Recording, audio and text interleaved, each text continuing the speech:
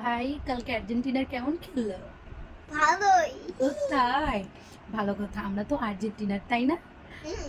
So আর্জেন্টিনার খুব ভালো খেলছে। খেলা দেখা আমার খুব হাসিও পাইছে। হাসু। যাই হোক, 1.5 ঘন্টায় কোনো গোল দিতে পারে নাই।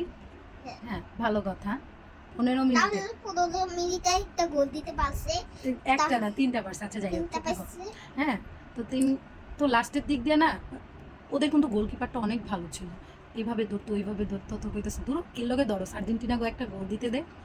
শেষ প্রান্তে যায় দে, হয় কি করলো, মানে এমনই অভিনয় করলো, বল না দইরা হ্যাঁ হ্যাঁ এরকম করতেছিল। What is this? তো মানুষে কি বুঝে না।